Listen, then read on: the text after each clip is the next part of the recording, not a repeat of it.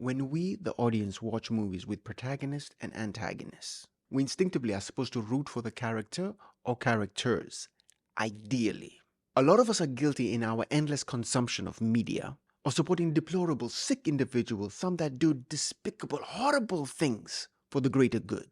Say Dexter Morgan, Thanos, in his own demented way. While some do the very same for their own selfish, narcissistic, egotistical, vain needs. Like one of the best characters ever put to screen, Walter White. Goddamn right. If they are well-written characters with arcs, motive, goals, principles, if the writers and actors do their job very well, you almost find yourself involuntarily rooting for someone you wouldn't even think about rooting for in real life. The beauty of constructing good characters with impeccable storytelling. But for this movie, the so-called protagonists are so bloody moronically dim-witted, stupid, dense idiots. They make simple Jack from Tropic Thunder look like the smartest one in the room. So when any harm befalls them at the hands of the antagonist, you almost slightly cheer and scream at the screen. I hope the bad guys win, because no one that's stupendously devoid of critical thinking deserves to make it out of this scenario when they themselves put themselves there. Breathe. Hello everybody, I'm back. This time to talk about Speak No Evil 2024 remake of a Danish film of the same name. This video will contain spoilers for both versions. To all the ones that mainly care about this American version, and believe me, you shouldn't, spoiler warning. A quick synopsis out of the way. This tells the story of a stupid family on vacation that befriends a weird family. The weird family then invites the stupid family to come stay with them, because they seem like such a nice bunch of people. And slowly, and I mean very slowly, start to realize that things are very weird about this weird family. And after glaring signs are shown to them to leave, they keep telling themselves, let's give these strangers who we barely know another chance. What's the worst that could happen? Oh, a weird thing? Don't worry about that. It's all good. Oh, another weird thing? We didn't pay it no mind. It takes a lot, and I mean a lot, to give us the heebie-jeebies. Then how about we up the ante? What did you have in mind? Ooh, you know, feed your vegetarian wife some amazingly cooked lamb, because I'm such a gracious host. Psst, pish posh bagosh, that's not weirding us out. I hate being a vegetarian anyway, thank you. You're welcome. Alrighty then, how about my wife grabbing your kid in the middle of the night from her bed to our bed because she had a bad nightmare? Boo.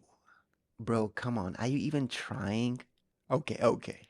How about we kill you, then kill your wife, take your money, forcefully adopt your daughter, cut off her tongue so she can't help herself, and we pretend to be a whole new loving family.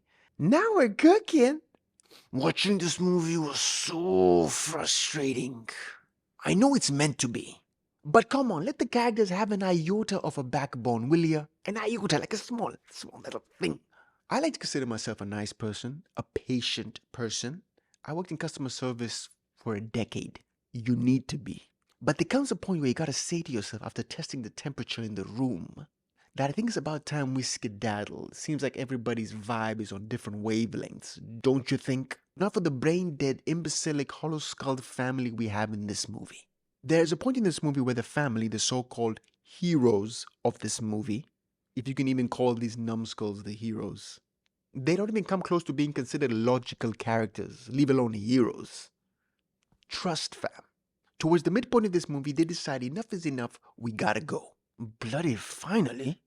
We don't owe these strangers anything, so how about we get the out of here? But as they make their intelligent getaway, they have to go back to the house because their daughter starts to have a panic attack, followed by hyperventilating. Now you might be thinking, is it something fatal? Is she gonna start convulsing, having a seizure, airway closure? Is she having an allergic reaction? And they have to go back and get her medication, otherwise she might die?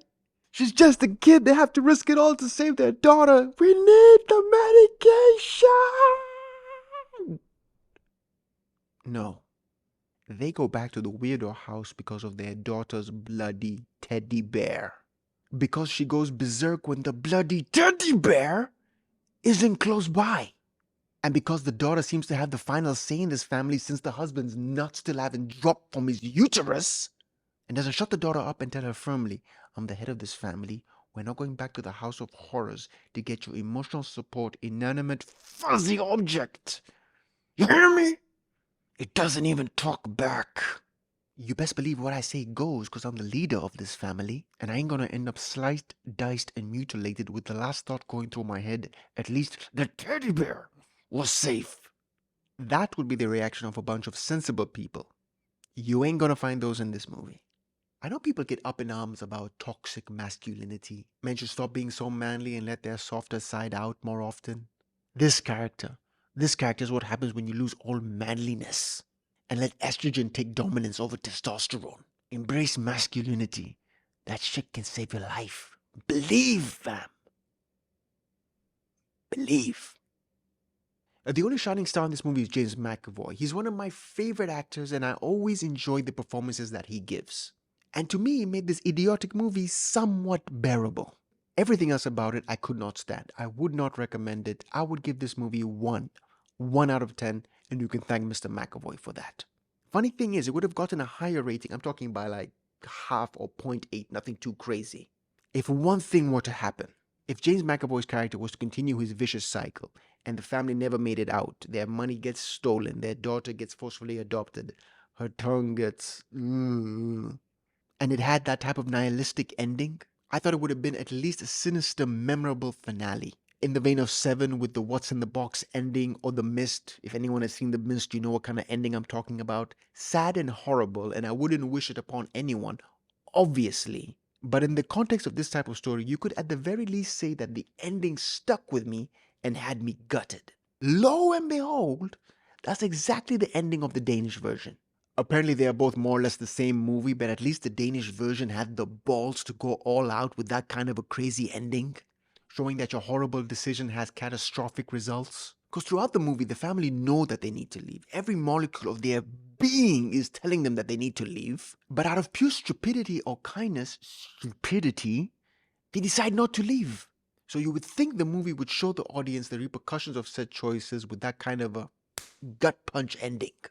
Nah, the American version decides to go with the generic run-of-the-mill ending where the stupid innocent family kills James McAvoy and his wife. Yeah, he has a wife. I forgot to mention that. Kills them and they get away. I'm not lying. After the whole teddy bear shenanigans, my brother and I both just said, are you kidding me? You've got to be insane. From that point on, I was kind of hoping that James McAvoy would win at the end so the stupid family could learn their stupid lesson. I guess in a way I was gutted at the end when that didn't happen. So those are my thoughts on Speak No Evil 2024 Hollywood version, a frustrating remake devoid of logical characters that I will never watch again. I would love to discuss it after somebody watched it, but I myself will never watch it again. Whew, that was an angry one. Until next time, my amazing people, stay safe, stay healthy, stay smart. And as always, peace, love, and I'll see you when I see you.